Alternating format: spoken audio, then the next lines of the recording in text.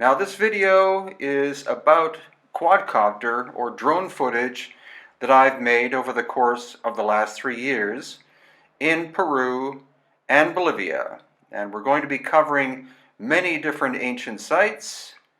This first one is a location close to Cusco, and its name is Chinchero. It's a major Inca site. As you can see, the massive terracing system, these are in fact royal Inca terraces, and it was also the location of the palace of one of the high Inca in pre-Hispanic or pre-conquest times. Again, you see the massive terraces. These are called royal terraces because the food here was grown for the royal Inca family. Next, we're at Morai, which is another massive Inca complex of terracing. You notice that it's in the shape of a circle and then these horseshoe shapes. It's a massive construction done during Inca times and is located in between Cusco and the Sacred Valley of Peru. The most common idea is that this was an Inca experimental station of some kind for producing new varieties of potatoes, corn, quinoa, etc.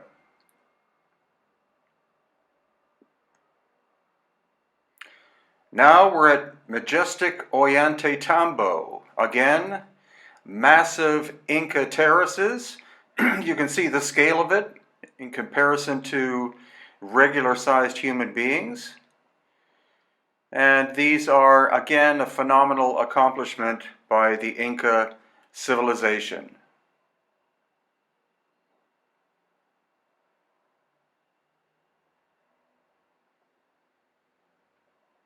However, what we also find are megalithic aspects, and it's most likely that the megalithic works predate the Inca by several thousand years, and the damage could very well have been from a massive ancient cataclysm. Now we're at Tiwanaku in Bolivia and flying over the famous Sun Gate.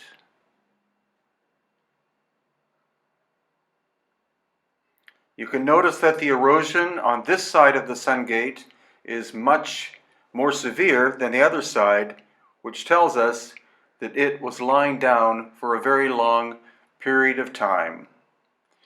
And now Quadcopter Pachacutec is flying over Pumapunku, which is right next door to Tiwanaku. It's in fact the same complex, but Pumapunku was likely buried for several thousands of years by a wall of mud that struck the site in deep antiquity. On the left you see two of the famous H blocks,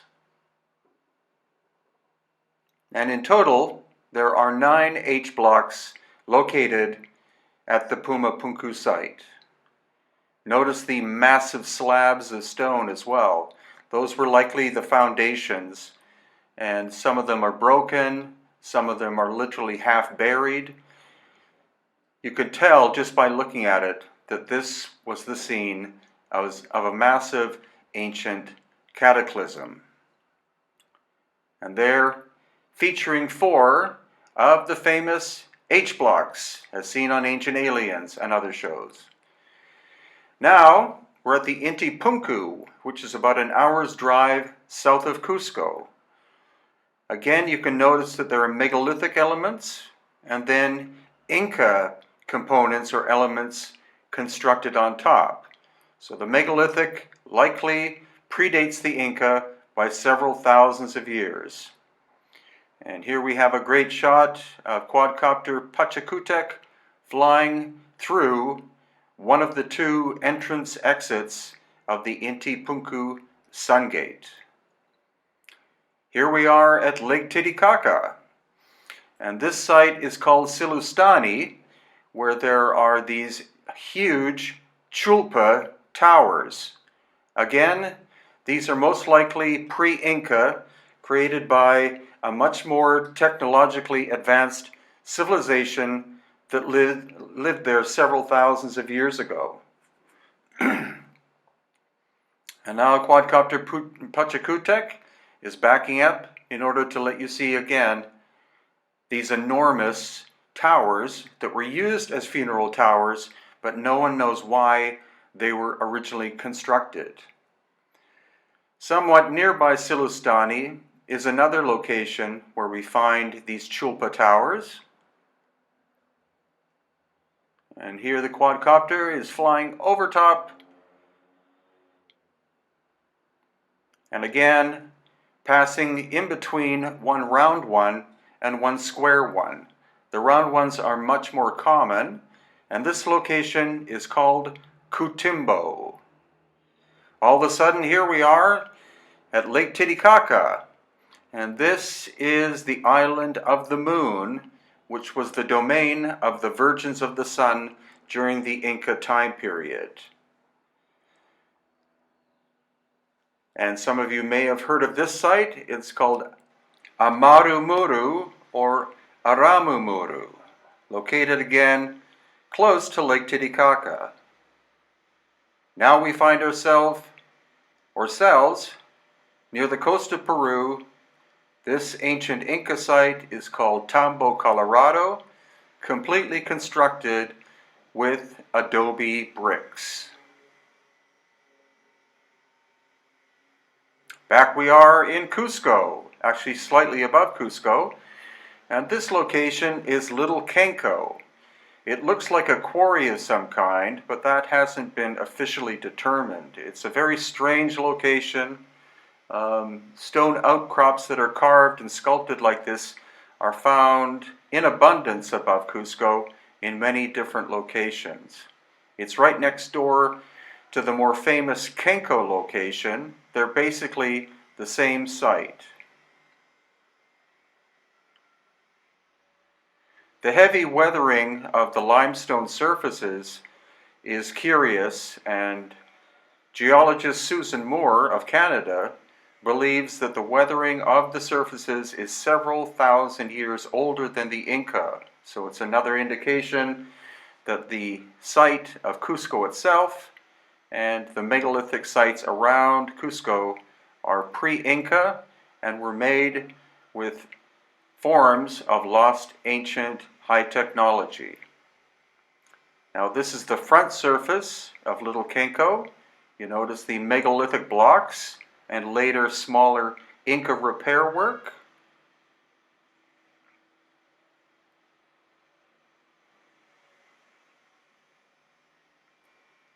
And to give you a better feel of it, now Quadcopter Pachacutec, or actually this is the new quadcopter. This is Huiracocha, is flying over top to let you see not only the limestone surfaces, but also the city of Cusco in the background.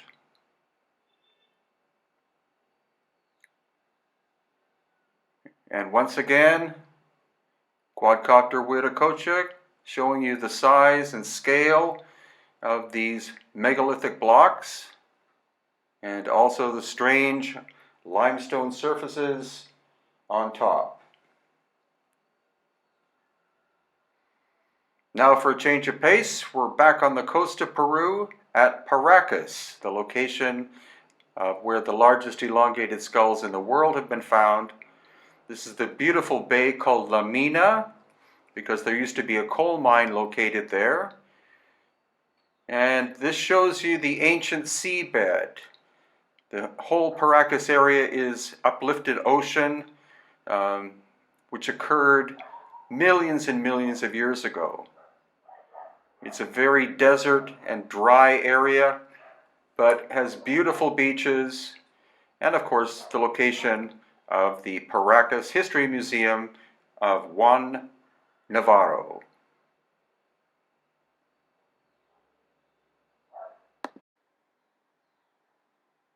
Now we're back in Cusco, and this is an Inca site which was the original palace of the first Inca called Manco Capac or Malcu Capac. It's located above Cusco at San Cristobal.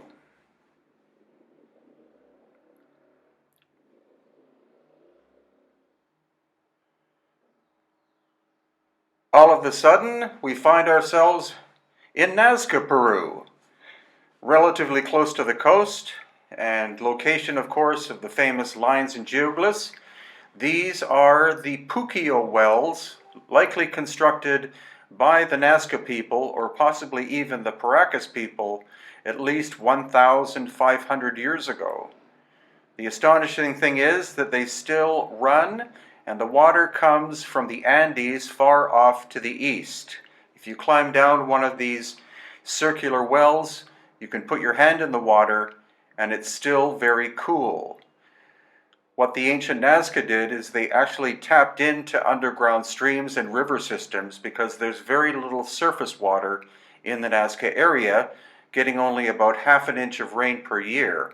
So tapping into the underground systems was vital to their survival and ability to thrive in an austere desert.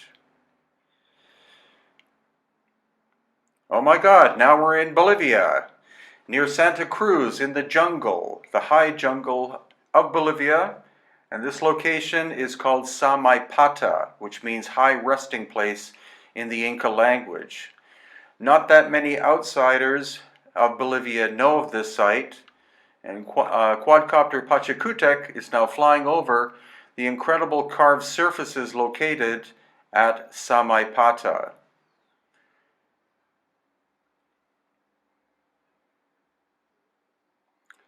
It's a very enigmatic location. The Inca were here, but whoever did the carving and shaping of these red sandstone surfaces, no one honestly knows. The weathering is very extensive, so the construction was likely several thousand years ago.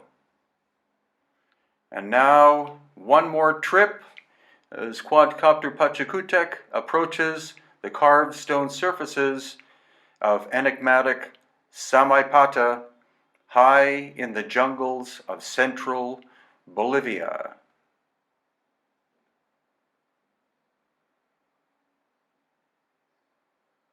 Meanwhile, back near Cusco again.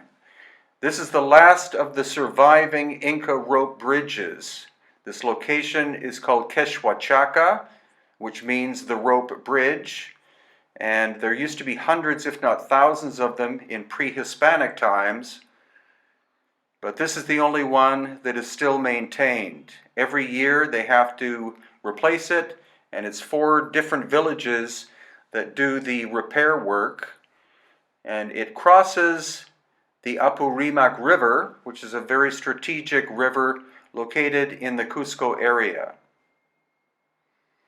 Of course, you will have seen bridges like this in many Hollywood films, but it was the great Inca culture who were responsible for mastering the technique of building rope bridges that went over chasms such as this. When the Spanish invaded, the Inca retreated from the area of Cusco and burnt the bridges as they left, so the Spanish couldn't find them.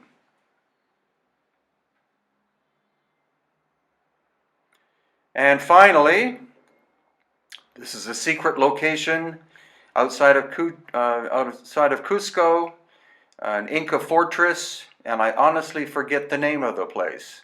It was very difficult to find. I hope you enjoyed this visual adventure.